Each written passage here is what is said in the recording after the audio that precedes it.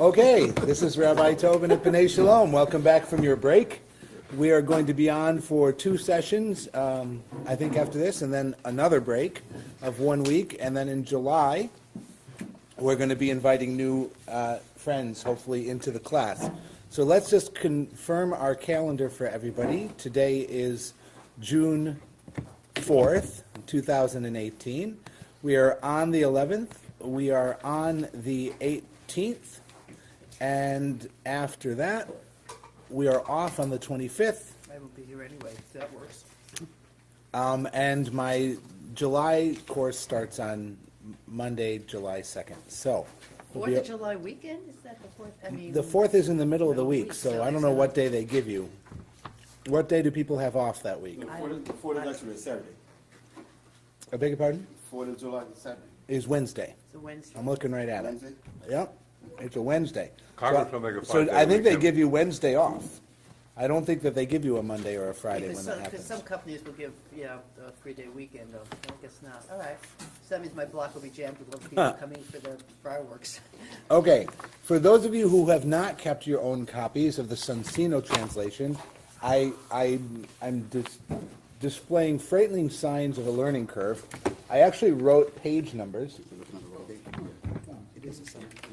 July 4th Oh, 4th. I think it's is Wednesday. Thank you. 14 days here. I have no. Okay. Those of you who have not kept your own copies, I've numbered these pages in pink in the corner. So if you want to use that for comparison, because I'll call out the pink numbers as we go. Not like 12A or 12. Well, I'll do that too, but where we are now is in the pink numbers, it's page 10. And then you can compare that to your own. It's to the left of page 10. We're on 15, wait, 15A? we're actually on 9. Turn to 9. It's 14b, the very bottom of 14b. Yeah. Did we do the 4 who went into paradise?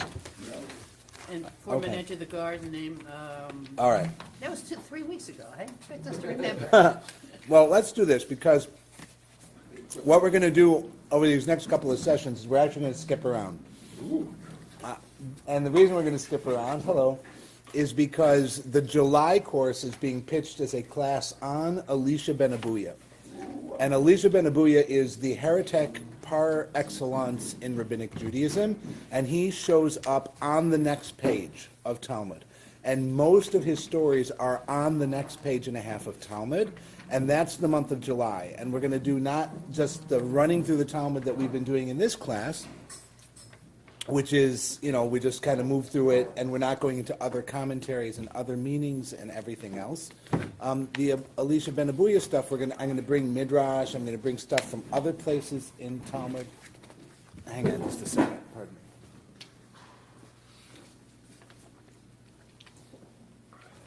Can you define heretic? What's a heretic? Anybody who doesn't believe what I believe. But obviously they took him seriously enough to include him in it. Look, for the rabbis, a heretic has to be somebody who does something profoundly bad. It has to contradict the unity of God and the preeminence of Torah, and that's pretty much it. Everything else seems to be in play, but the sacredness of Torah and the unity of God. Doing really bad things to innocent people also gets you up there. So if you read chapter 10 in Mishnah Sanhedrin, for example, which might be fun sometime, they talk about Kol Yisrael Yesh Lahem Chelek L'Olam Haba. Every member of the covenant has a place in the world to come. And then it says Chutz Meh, and it names a few people. People who don't believe that resurrection of the dead is in the Torah, maybe that Torah is from heaven, things like that. And then it goes on and it gives an example, for example, of the king Menashe. They argue over because he made the streets of Jerusalem flow with the blood of the innocent, and he was dragged off in chains to Babylonia, which is divine punishment for his sins. And so they say, he doesn't get a place in the world to come. And then they argue about it because actually he gets restored to the kingship immediately after. And then they argue about whether or not he did tshuva. And if you can do tshuva, that makes up for anything, and you can still get into the world to come. Or there's no way to do tshuva for some things. And, so that's where they draw their lines. And so I'm going to say a heretic would be someone in the rabbi's mind who loses their place in the world to come. So it's a really high bar.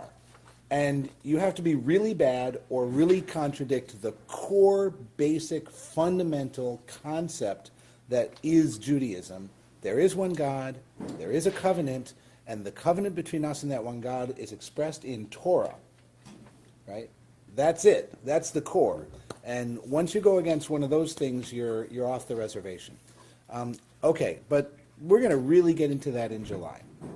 So what we're going to do here is we're going to do this section on the bottom of 14b.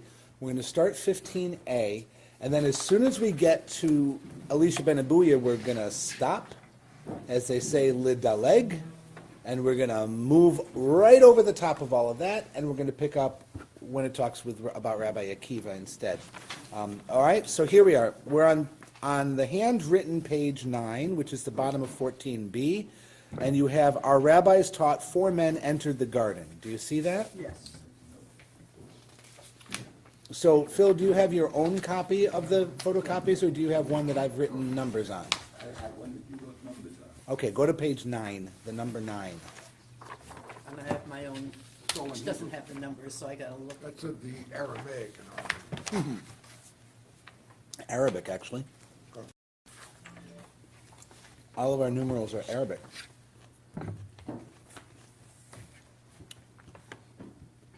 Find it, Phil? You got the 9? On the same page as the 9, there's 2 columns. The column on the left, the new paragraph, our rabbis taught. Nope. Go to the right-hand side by your right hand. There's 2 columns on that page. The left column on that page. 9? No? This is 9. Yep, it's got a handwritten 9. Stuart? Nope. No. Well, they say that a lot. But over here. Got it? All right, now we're all on the same page. All right. You're on A. Oh, did I number that set? No, your set's numbered wrong. Go figure. Oh, yeah, you numbered it. That's what happens when the rabbi does his own clerical work. That's your fault, it's on you. The rest of us are on 9. Nice try. I tried. Here, correct it. All right. Correct your numbers, Stuart, because I skipped a page or something. So this is page 9? No, yeah. This should be 9. Yeah, don't follow Stuart's. Oh, look at the mess I made. Okay, fine. Our Try to be helpful. you try and be helpful. I like this story. All right. Arba nichnesu lepardes. All right, this is a very famous passage. Arba nichnesu lepardes ve'elu hen. 4 of our rabbis. This is taught in the Baraita. It's Tanu Rabbanan, which means it's a Mishnah-age tradition. This is a very old tradition. You can't say this is just the Midrash or this is later Talmud or something like that. This is from the foundational layer of Rabbinic Judaism. They have this tradition that 4 of our great founding rabbis actually entered Gan Eden, Pardes. Pardes, the orchard. All right? And they were the following 4 guys. Ben Azai, U Ben Zoma,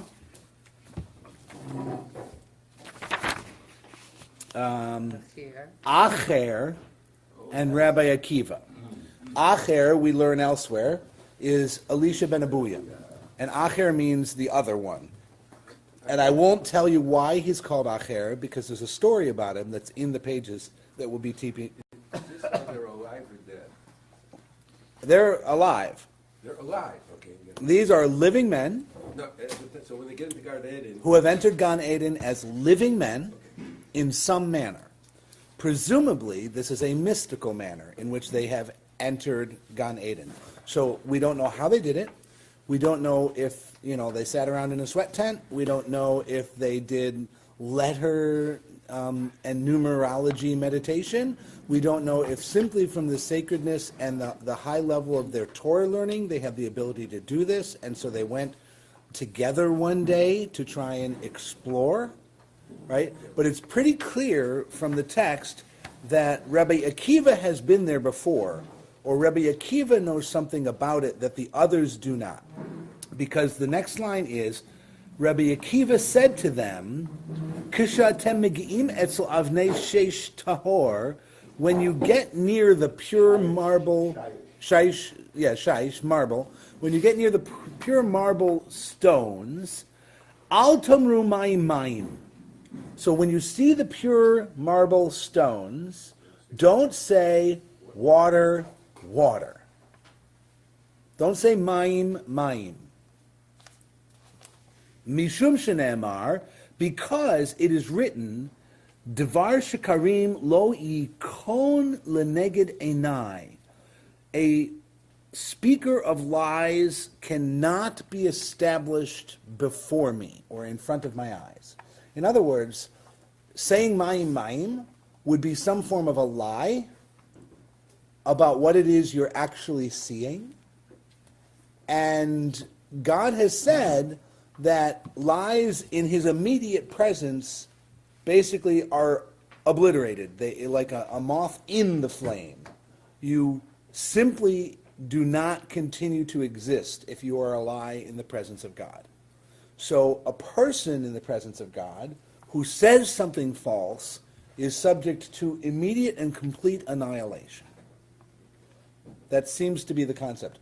Even if it's not exactly that, whatever it is, it's scary and bad. Next sentence. Okay? So, by the way, the beginning of that verse is, a practitioner of deceit shall not dwell within my house, a speaker of lies shall not stand before my eyes. And the original source is Psalms 101:7.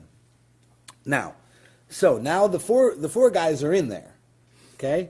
So we've got the Madrich is Rabbi Akiva, and the Chanichim are the other three. So you got a tour guide and three disciples, and they're all important rabbis. Ben Azai, hitzitz vamet. Ben Azai glimpses and dies. Doesn't say what he glimpses. He dies. But he didn't say water, water. He didn't say water, water. It says look here.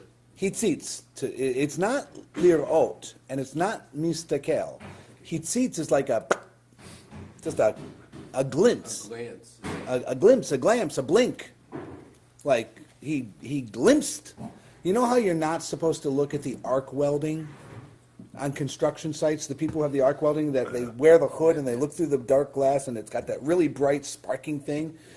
Because the light at the moment of the arc welding is roughly like 100 times brighter than the sun to our eyes. So you could actually do damage to your eyes if you just glimpse. How many of you, whenever you see the arc welding, you can't help it? You look at it. Like you're not supposed to look at it. Like an eclipse. Right, you're not supposed to look at it. It's hard not to look at It's them. worse than an eclipse. So if you see arc welding and it's not completely covered in everything else, you go by a construction site, don't look at it. So this is the kind of situation they're in. Exceedingly dangerous. Now we've seen in this chapter the concept that the topics that we're talking about are exceedingly dangerous. Can you remember other examples of that from eons ago when last we met? Study. You didn't already know about the chariots. You couldn't to study it, or else you go. All right, so You become flammable. So the whole context, remember, we're going to go back to our Mishnah. The context of this part of the Talmud is the prohibition against studying the Merkavah, even in the presence of one, unless he is a scholar and understands of his own wisdom what the Merkavah is. And they argued about how far into chapter 1 of Ezekiel you can study before that prohibition comes into play. And they said it's at the word chashmal, which is not electricity, which is a very modern word and concept. It's the origin of the word that got used for electricity, and it's some kind of flashing, brilliant, flaming, back and forth something happening within Ezekiel's vision of the chariot. And in the rabbinic thing, remember, it was interpreted two ways. One, there were two stories about people too young to study it, who were expounding upon it correctly so that it invoked the power of Chashmal, which immediately killed them in fire. And then the other interpretation is that it's something called a Chash and Mal, where you have the angelic beings speaking and being silent, and when God is talking, they are silent, and when God is silent, they are talking. And that was kind of a weird thing, but Chash and Mal being a two-part word. And then we went into, we moved on from there. They talked about seven heavens and everything else. We're kind of getting back to that danger thing of not just having Ezekiel's vision and trying to interpret the words of his vision, but that there's a world of power behind the vision, and that world of power can be experienced, and it can be not evoked but invoked, right? Drawn into our reality, and now we've got to deal with it. So they had a definite mystical view of the powers of heaven, and the power of the prophet to access the powers of heaven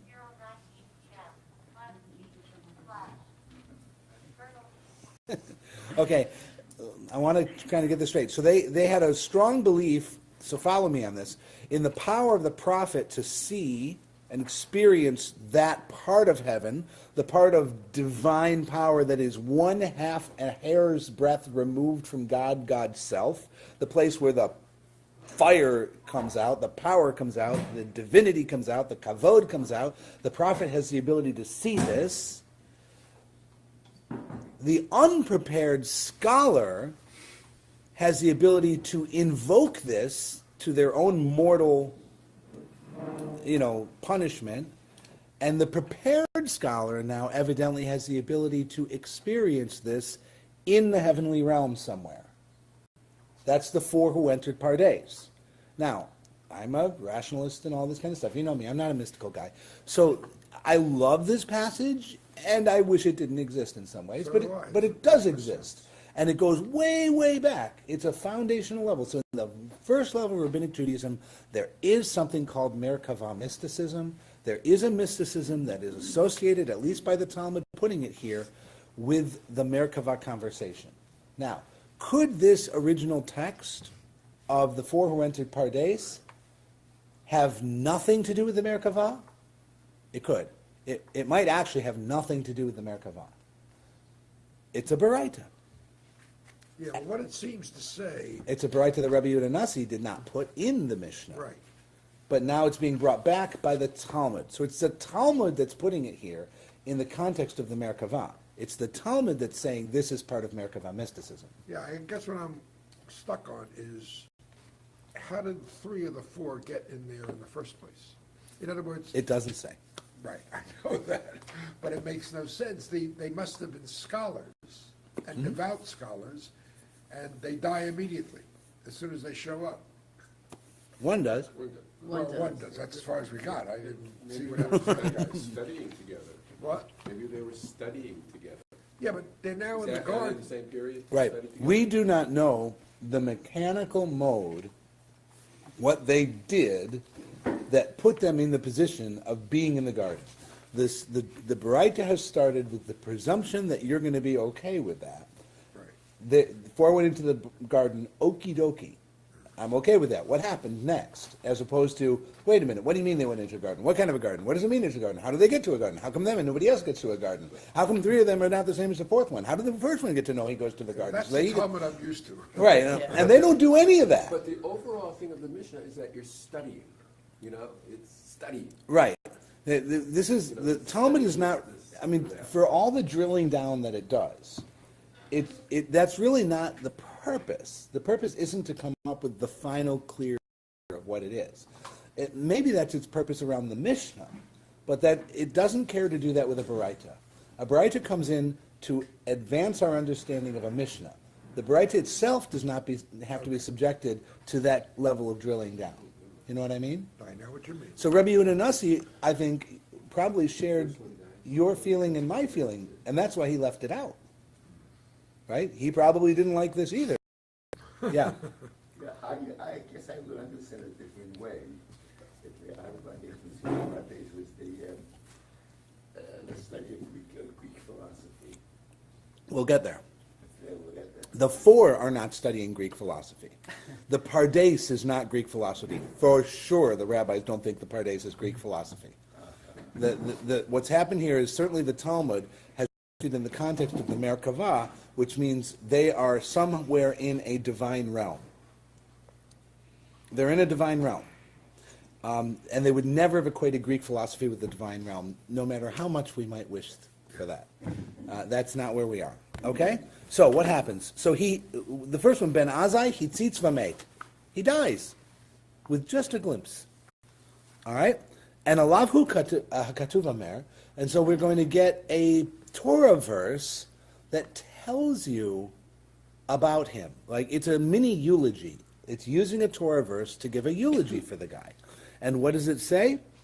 Yakar ben Adonai hamavtil chasidav. Blessed or precious in the eyes of God is the death of his chasidim. Now that's not chasidim. That's from those who love him, who are precious to him, cherished by him, that kind of thing. Those who are righteous, those who are loving in all their deeds and righteous in all their ways. That kind of a This translates it as saints. okay, Yeah. devout, beloved ones. This is a guy who is just loves the covenant, loves his identity within it, loves the Torah, loves the mitzvot, loves God. He tzitz v'met. And That's no explanation of why he died. No, Well, it's he the died. culmination of his life. He got to see paradise and he dies. There's nothing more for him. That is a lovely interpretation. Bonnie has said in the moment How about after the other guys? the full life that he has lived, his culminating moment is he gets a glimpse of God, like a feathery kiss on Knocks his him lips, just a touch, and he dies. Dies with a nishika. That is lovely. I'm hoping he didn't die with... I like your interpretation better. Okay, next, benzoma. Hitzitz, same verb, v'nifga. Benzoma, and we know from what's coming in the Talmud, we'll see it in the next page or so.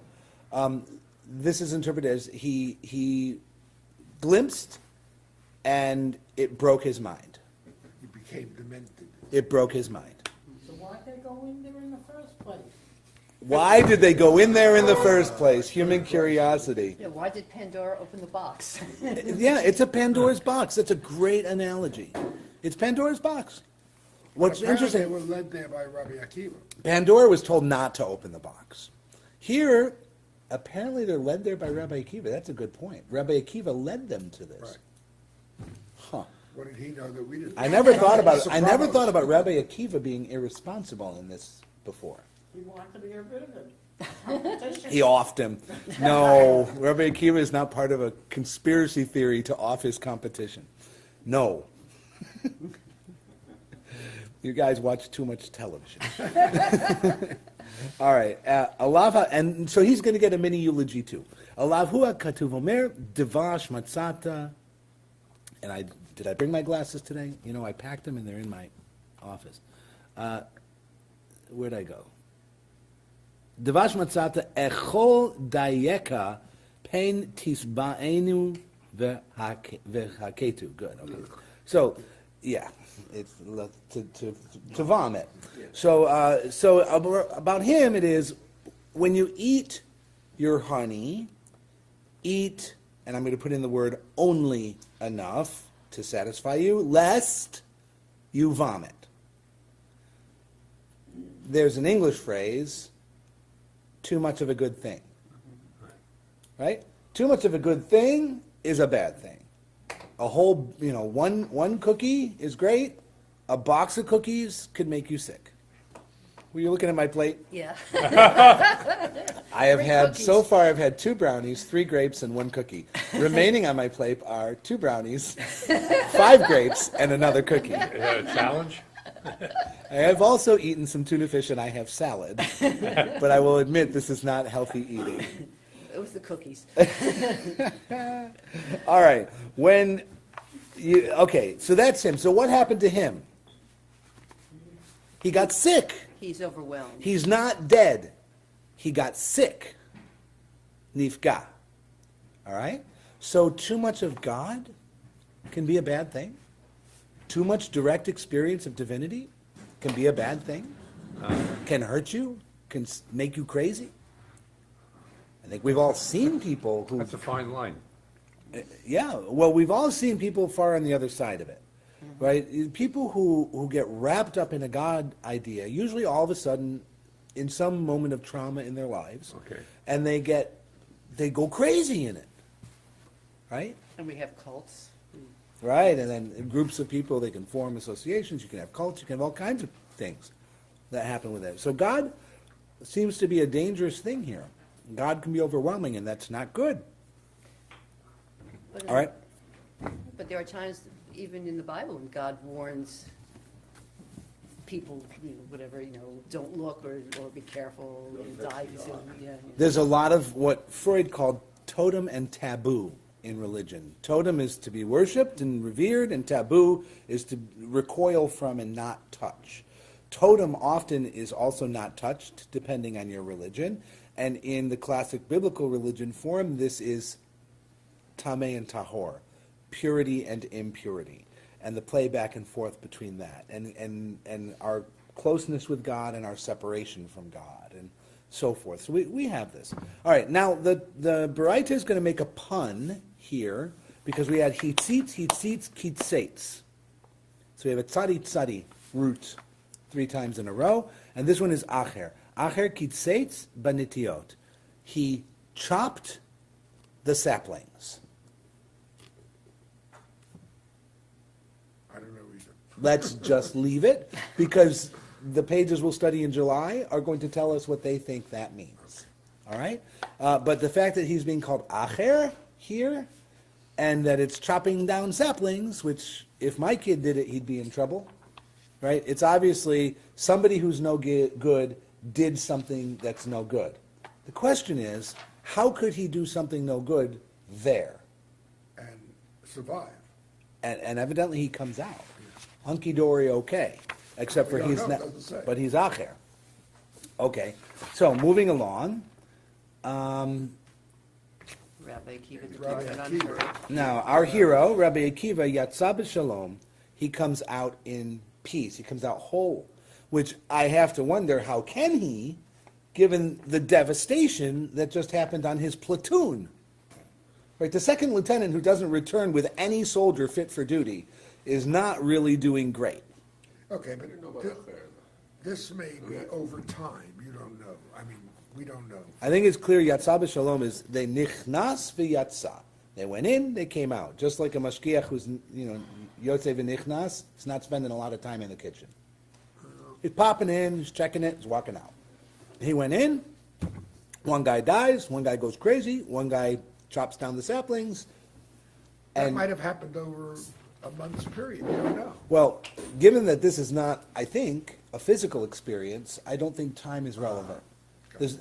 I'm a Rambam guy. The passage of time only happens when you have physical matter, because time doesn't exist. Time is a measurement of the motion of matter. That's why Einstein's theory of relativity works, because as matter is moving differently, time changes. Right? So time only exists in a material world. They're not in a material world, so I don't think there's any passage of time.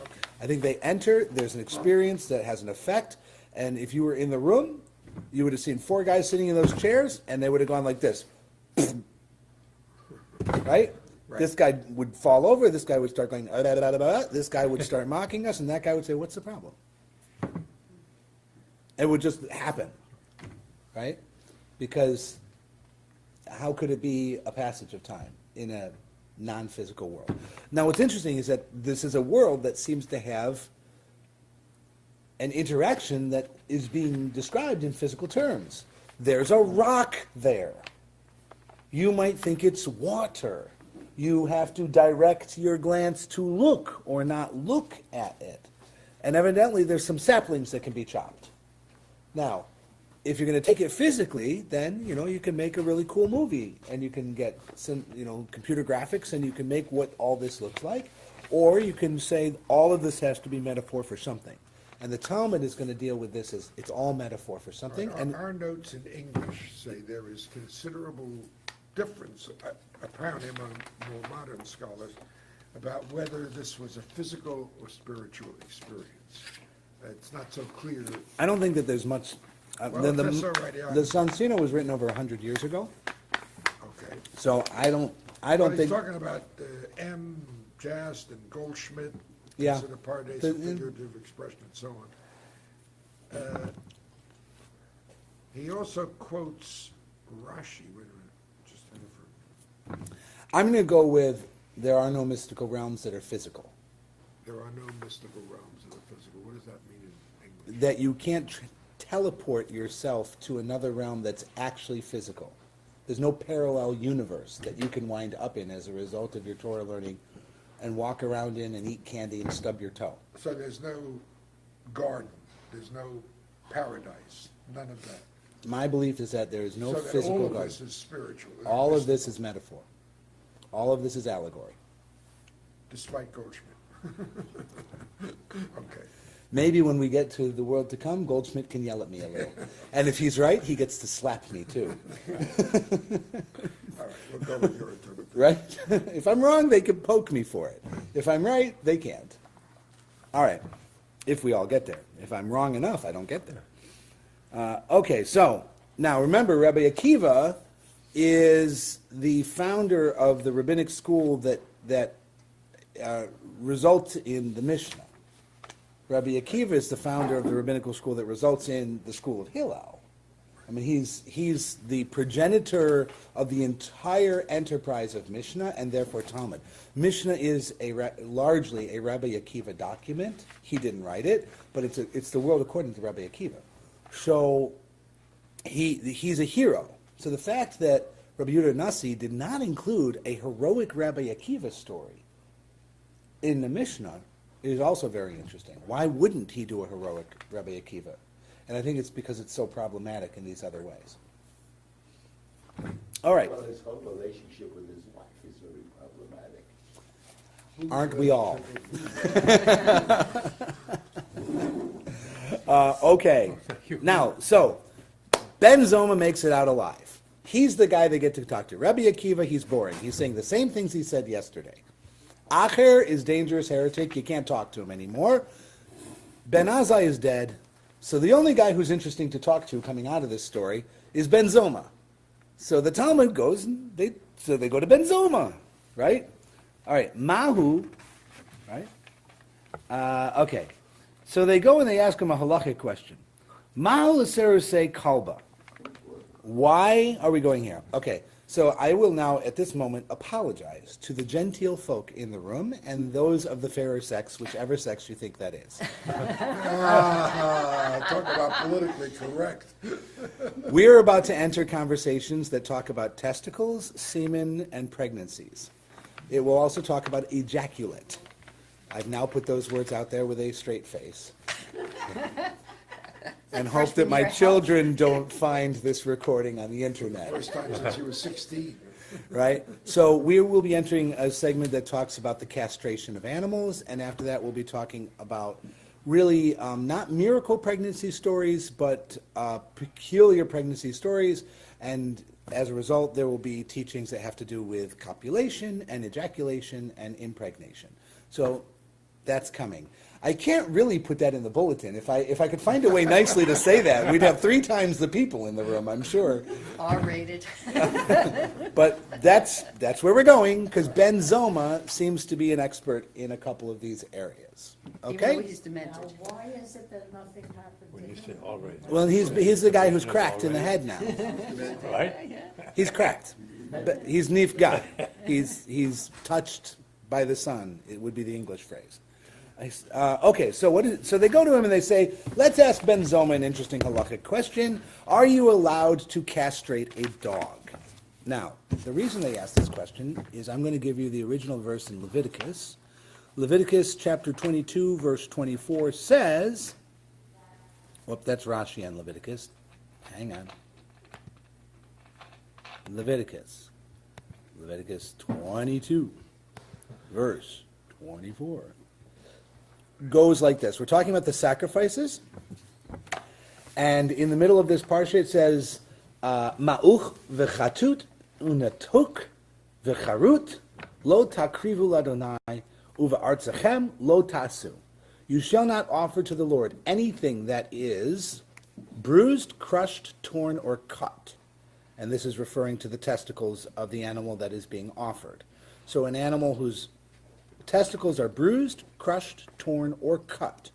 And then it says, an additional line, you shall have no such practices in your land. So you don't castrate Does that mean there's no female sacrifices? No, there are lots of Yeah. female sacrifices, but this law wouldn't apply, Okay. obviously, to a female sacrifice. So these are all different manners of rendering the bull impotent. Yes, Can a non-kosher animal be sacrificed? a non-kosher animal cannot be sacrificed. So a dog cannot be sacrificed. A dog cannot be sacrificed. So that's the thrust of the halakhic question is, can I castrate a treif animal? And there's no animal more treif than a dog, in the rabbi's opinion. When they say to sacrifice an animal, do they mention, should it be male or female? They do. The Torah says many times a male or a female specifically, and sometimes it doesn't say specifically. Remember, in most of the animal words in Hebrew, it's like chicken and rooster. You often have a different word for the male or the female of the species. Like the red heifer, Okay, so that's a para, that's a female, that's female. as opposed to a bull, Right. right? So here, this line is obviously talking about the bulls. So we just had a whole bunch of laws. Back up a couple of verses. Anything blind, injured, or maimed, or with a bump or a boil scar or scurvy, you shall not offer to the Lord. You shall not put any of them on the altar as offerings of fire to the Lord, even burning one up, even one that you're not going to eat. You may, however, present as a freewill offering an ox or a sheep with a limb extended or contracted, but it will not be accepted to fulfill a vow. It would have to be perfect. Nor shall you offer anything with its testes, bruised, crushed, torn, or cut. You shall have no such practices in your own land. Nor shall you accept such animals from a foreigner for offerings as food to your God, for they are mutilated, they have a defect, they shall not be accepted in your favor. All right, so this is obviously a sacrificial passage, and you can't offer a dog as a sacrifice. So the question to Ben Zoma is, can you castrate a dog? I mean, Bob Barker's been telling me, remember to have your pets spayed and neutered for like 100 years. Remember this? Remember Bob Barker? No. Price is Right? The host of The Price is Right? At the end of every episode for like 30 years, he said, is Bob Barker reminding you to have your pets spayed or neutered? Right? Okay. That was his cause. Now, were you allowed to eat an animal that was castrated? Good trick, huh?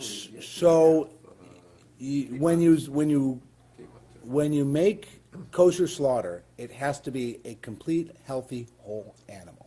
It cannot be an animal that's been mutilated or that has scars or that has organs missing.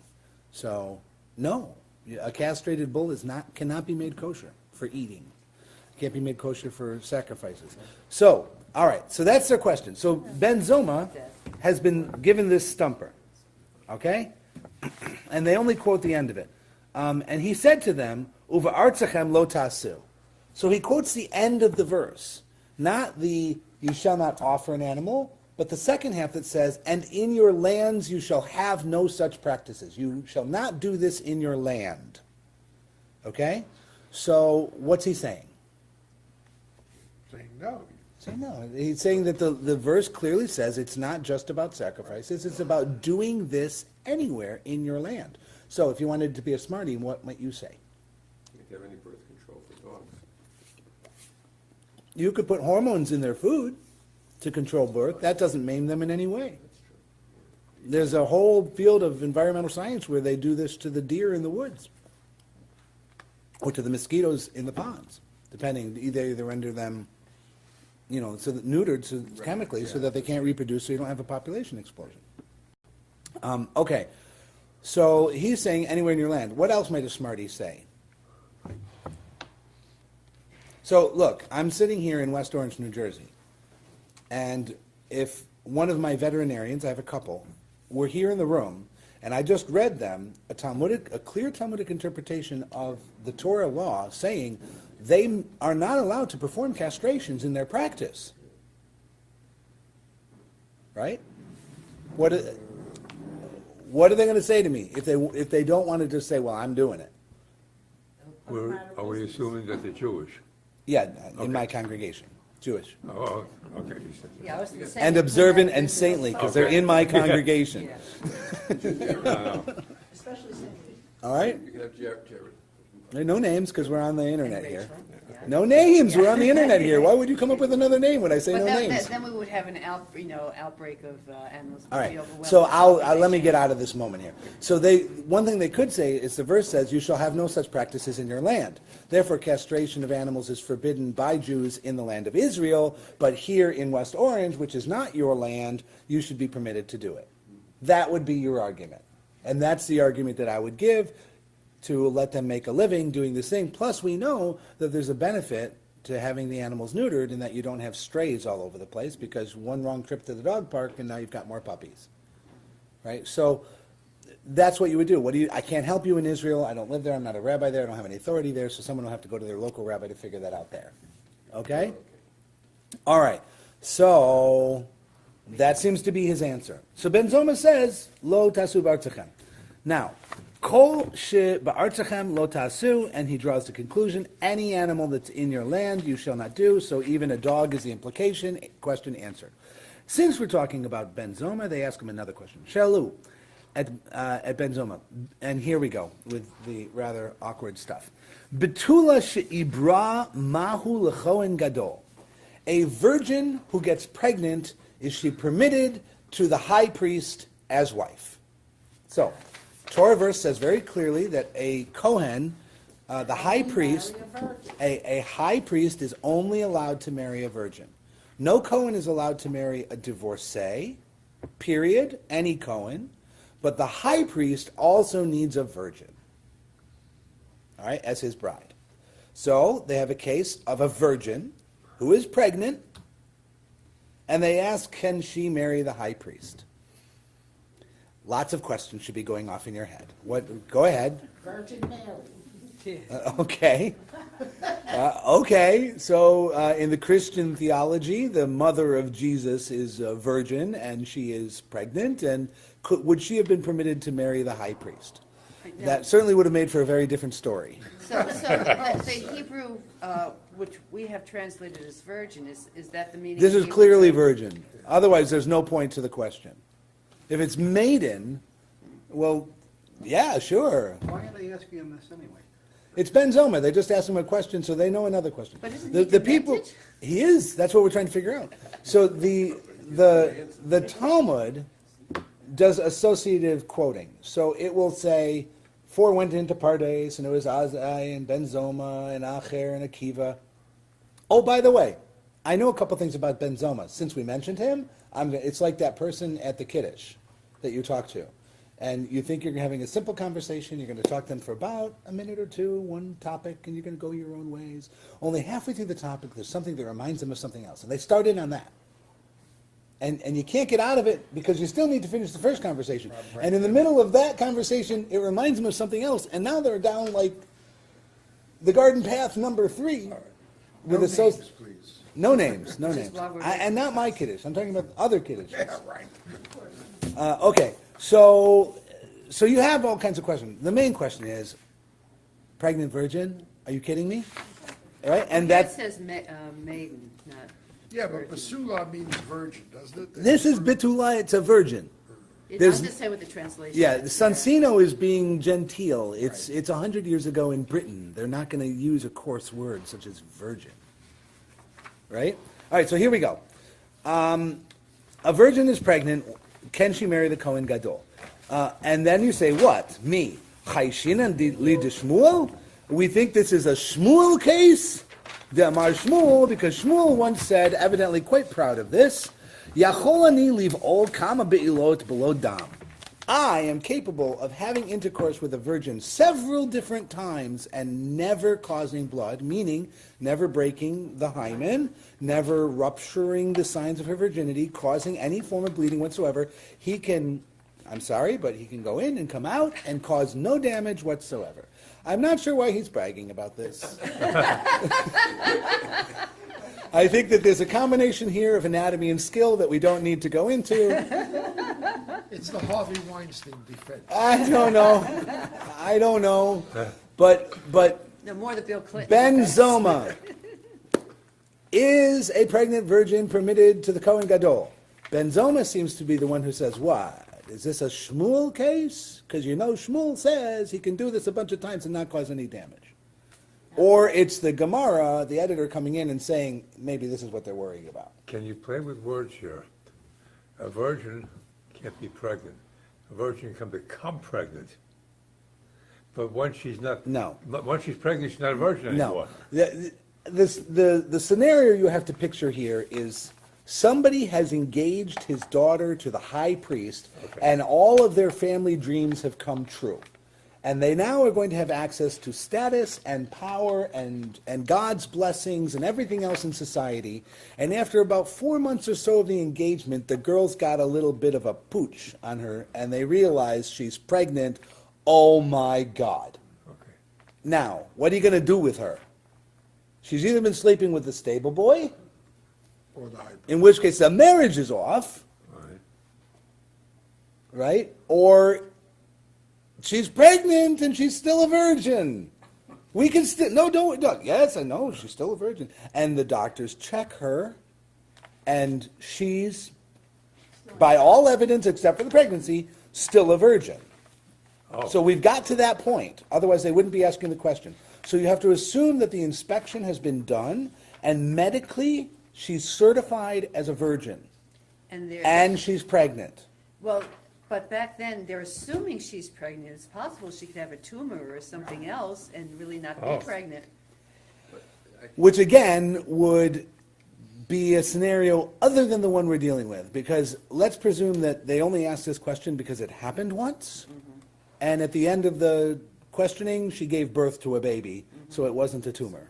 Is there such a thing that- Here is that there was... She could be 6 months, you could feel the baby kicking. He gave, sperm came, We're getting there. That's- The mechanics are on the way. All right, so Who's asking the question? they, Who's they? anonymous. You. Students? Some students came, somebody, he's got a shingle up, it says Ben-Zoma, all kinds of awkward physical questions answered, and they come in and they ask him a question one day. But this is post-dementia. We don't know. The Talmud has put these two questions in immediately after he went crazy. Right. Does that mean they happened after he went crazy, or did they happen before? Why would the Talmud put it in if it would? Because we're talking about Ben-Zoma. Plus, sometimes prophets are considered smarter Since and we more able meant- to be prophet if they're not. Since we saved. mentioned Ben-Zoma, we're going to talk about Ben-Zoma. I would assume these questions came before. All right. Otherwise, why would you be asking him? But okay, even though these questions are crazy. I think that the questioners are crazier than the answer. Because he's thinking it through. He says, wait, is this a Shmuel case? Because Shmuel says you're talking about a man who can have sex with her but not remove the signs of virginity. In which case, what?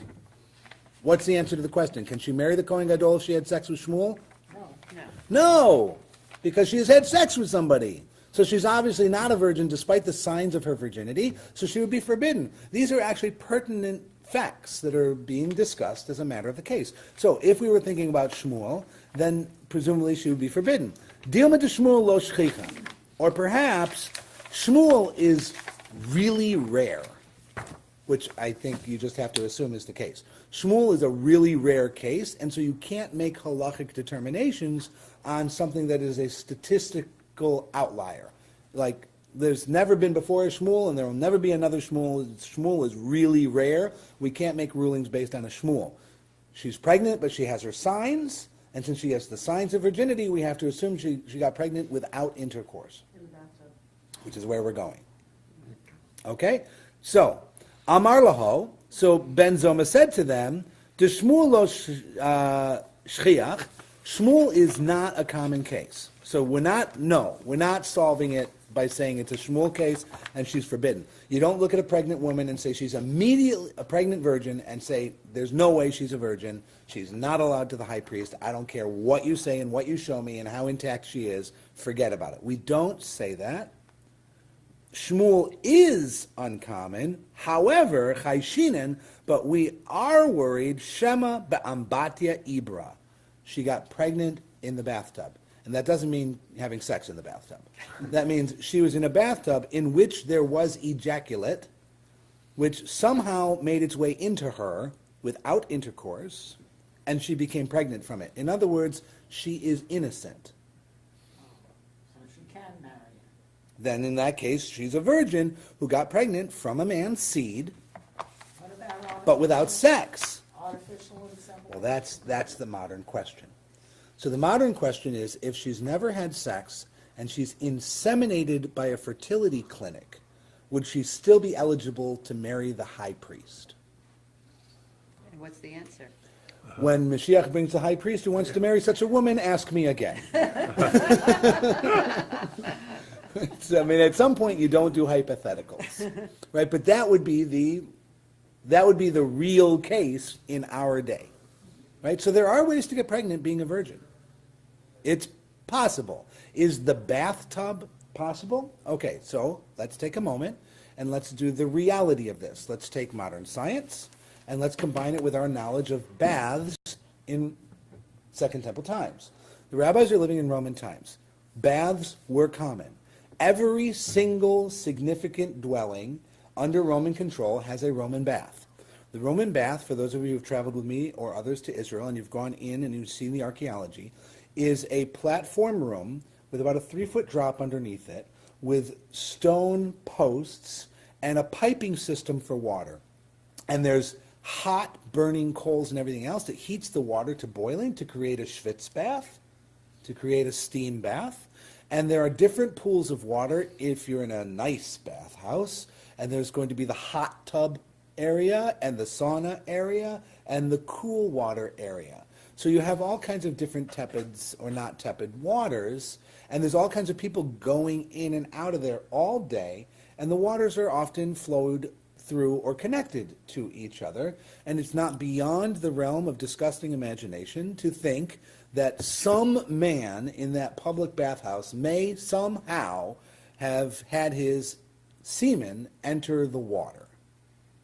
And when a woman goes into the waters, the question is, can she become pregnant from the semen in the waters? Now, modern science. Because of this passage, I've researched this. Could you describe What the was your research? wife doing at the time? Not a highlight in my intellectual life, but the biology interests me and so forth. So, okay, fine. So here are the facts that I've come up with, which are this.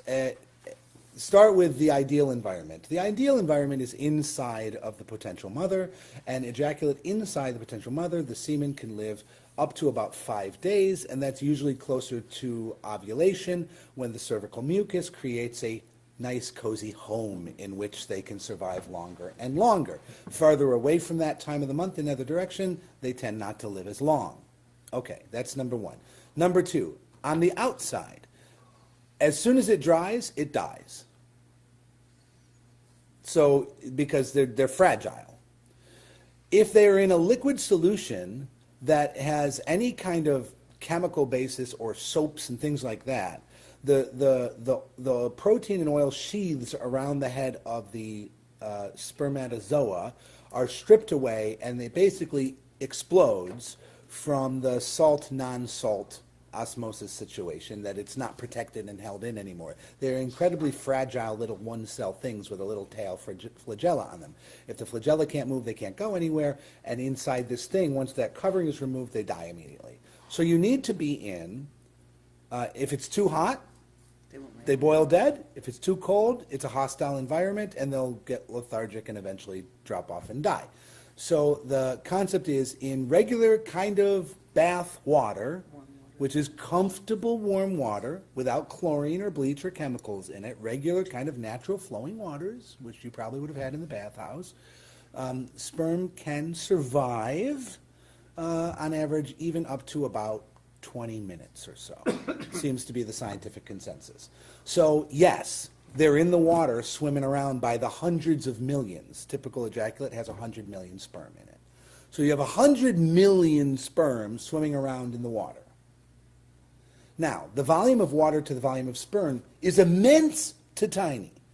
The odds of that sperm getting exactly to the spot that it would need to be and then finding an entry are the first set of odds. It's like, I don't know. It's like firing from the top of the Empire State Building with the correct angle to hit a particular window on the other side of Manhattan. I mean, the volume is immense to tiny.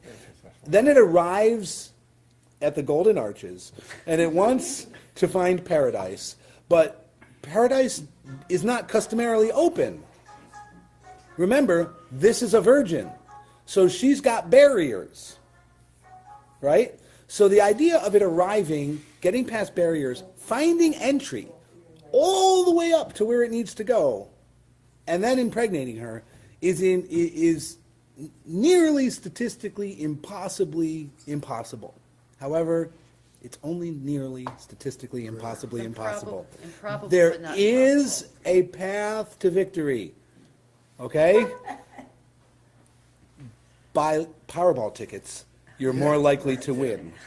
However, for the purpose of our argument, since there is a path to victory for this little guy, Zoma's going to take that case seriously. So she got pregnant in the bathtub. So Chayshinan Shema be'ambatia Ibra, he says, we're worried that she may, in fact, be a virgin who got pregnant in the bathtub, and therefore she's kosher for the high priest.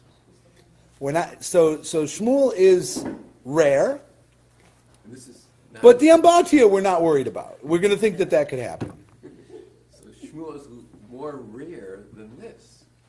I would think, I don't know if Shmuel's more rare than this. I think the concept that the signs of pregnancy may have been sidestepped by someone who was actually having sex with her with no evidence of that, Ben Zoma is not willing to accept that scenario for precedent in his halachic ruling.